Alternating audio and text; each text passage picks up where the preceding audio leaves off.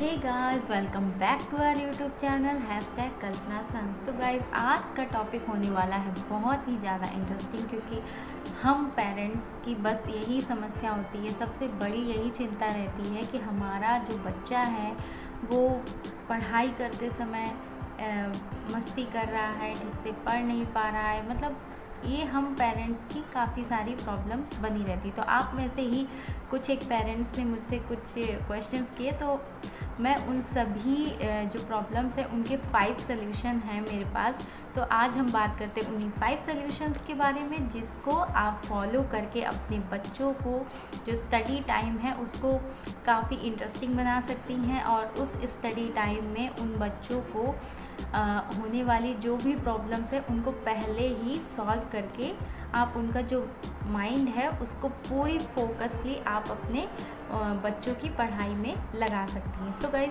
Start करते हैं आज का टॉपिक।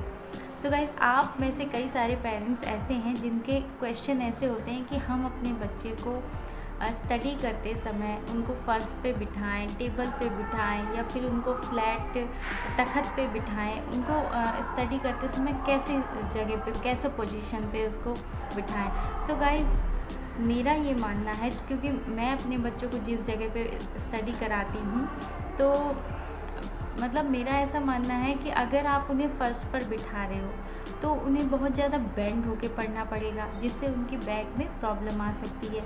मोस्टली हम ही लोग हैं, अगर पढ़ाई करेंगे, अगर हम स्ट्रेट बैठ के पढ़ेंगे तो हमें पढ़ने में ज़्यादा फोकस और कंफर्टेबल फील होगा। लेकिन अगर वही हम फर्स्ट पे बैठ के पढ़ाई कर रहे हैं तो थोड़ी देर तो हम बैठ के पढ़ाई करेंगे, लेकिन उसके बाद जैसे ही हमें थकना शुरू हो जाते हैं तो हम क्या करते हैं, टेढ़े हो जाएंगे या फिर लेट जाएंगे।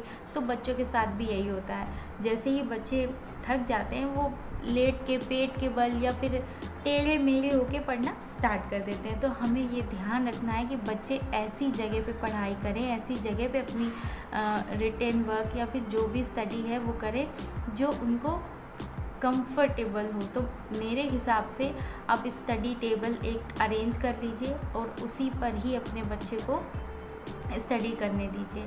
क्योंकि स्टडी टेबल में क्या है, जैसे हम स्कूल में जो बच्चों की चेयर और टेबल होती है उसका जो साइज़ होता है तो बच्चों को वो आदत पड़ जाती है, और घर के लोग के हिसाब से होती, बच्चों के हिसाब से नहीं होती। तो आप कोशिश करिए कि बच्चों के लिए एक स्टडी टेबल अरेंज कर लीजिए, उसको फ़र्श पे रखिए, जो फ़र्श वाली आती है। और अगर आप कंफर्टेबल हैं तो आप चेयर टेबल भी अरेंज कर सकती हैं, लेकिन मुझे ऐसा लगता है कि जो फर्श पर आराम से बैठ के एक फीलिंग आती है पढ़ने में, वो काफ़ी कंफर्टेबल फील होता है। तो आप वो वाली एक स्टडी टेबल ले लीजिए और उसको अपने बेबी को पढ़ने के लिए दीजिए। आप देखेंगे कि उससे आपका बच्चा एकदम कंफर्टेबल होकर पढ़ाई कर रहा है, रिटेन वर्क कर रहा है, उसको कोई भी प्रॉब्लम नहीं हो रही है। तो ये तो रही कि आप अपने बच्चे को कैसे पोजीशन करें बैठने के लिए, ठीक है। फर्स्ट टॉपिक हो गया। अब सेकंड बात आती है कि जब हमारे बच्चे पढ़ाई कर रहे होते हैं तो उस टाइम पर उनको सुसु, पोटी, खाना, मतलब सब कुछ चाहिए होता है, सब भूख भी लग जाती है और बार बार उनको सुसु आ रही, बार बार पोटी आ रही। तो इन सब चीज़ों से बचने के लिए भी मेरे पास आपके लिए एक सलूशन है कि जब भी आप बच्चों को पढ़ाने बिठाएं तो कोशिश करें कि पढ़ने से पहले उनको खाना पीना सब खिला पिला दें और सुसु पोटी के लिए भी पूछ लें। इसके बाद आप उसको आराम से बिठा दें कि बेटा अब आपका सब कुछ हो गया है, पेट भी फुल है, टॉयलेट भी हुआ है, चलो अब हम लोग स्टडी करते हैं। और हाँ, जब भी पढ़ने बैठें तो कोशिश करें कि वाटर बोतल अपने पास रखें, ताकि आपको भी बार बार किचन में बार बार जाना आना ना पड़े। इससे क्या होता है, बच्चों के जो बहाने बनाने के तरीके हैं ना वो कम हो जाते हैं, तो जिससे बच्चे बहाने नहीं बना पाते तो पढ़ने में उनका फोकस रहता है।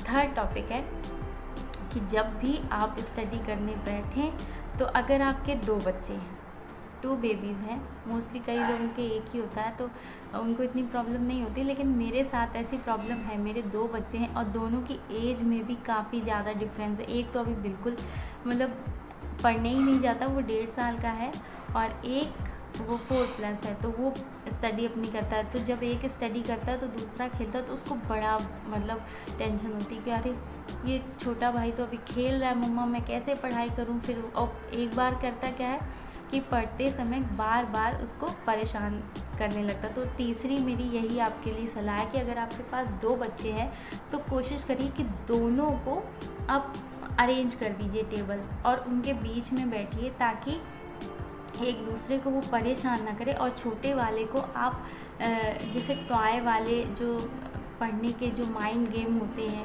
और जो उनको थोड़ा सा पेंसिल दे दीजिए और इरेज़र दे दीजिए, मतलब कुछ खेलने का, कुछ पढ़ने का उसको ऐसा दे दीजिए जिसमें ऐसे फिगर बने हों, जिससे वो कलर आइडेंटिफाई करे, या फिर जिस हिसाब का आपका बेबी है उस हिसाब से आप उसको आप पढ़ने के लिए उसको दे दीजिए। और दोनों बच्चों के बीच में थोड़ी डिस्टेंस रखिए ताकि दोनों एक दूसरे को डिस्टर्ब ना करें।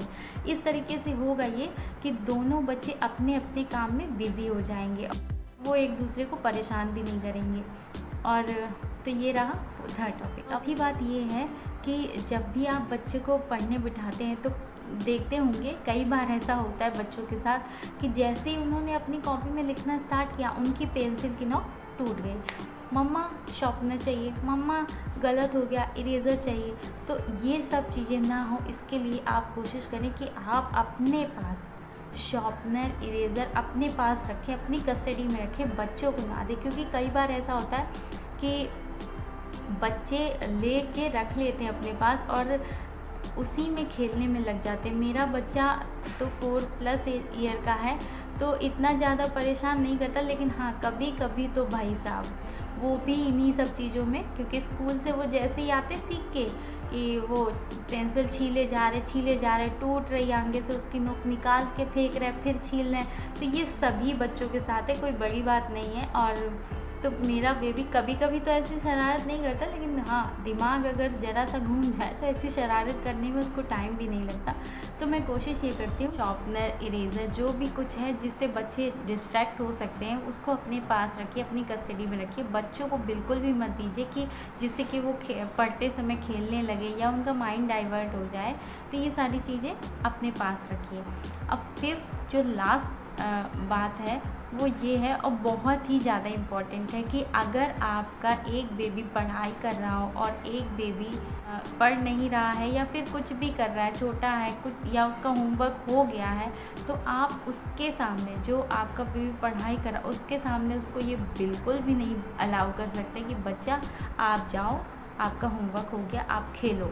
ये आप बिल्कुल नहीं कह सकते, क्योंकि वैसे भी जो आपका बेबी पढ़ रहा है, आप पढ़ाई में जब इतना फोकस होके पढ़ रहा, तो जैसे ही उसके कानों में ये आवाज़ जाएगी ना कि अरे इसको खेलने के लिए बोल रही है मम्मा, चलो मैं भी अब जल्दी जल्दी से अपना होमवर्क कर लेता हूँ और फिर मैं भी खेलता हूँ। इससे क्या होगा कि उसका एक तो फोकस उससे टूट जाएगा, और जल्दी जल्दी लिखने के चक्कर में उसकी राइटिंग भी ख़राब होगी, और फिर से आप उसको डांटना स्टार्ट कर देंगे। तो आप जब तक आपके दोनों बच्चों का होमवर्क या जो भी क्लास वर्क है वो कंप्लीट नहीं होता है, तब तक आप एक बच्चे के सामने दूसरे बच्चे को ये अलाउड बिल्कुल मत कीजिए कि आपका हो गया है होमवर्क, आप खेलिए।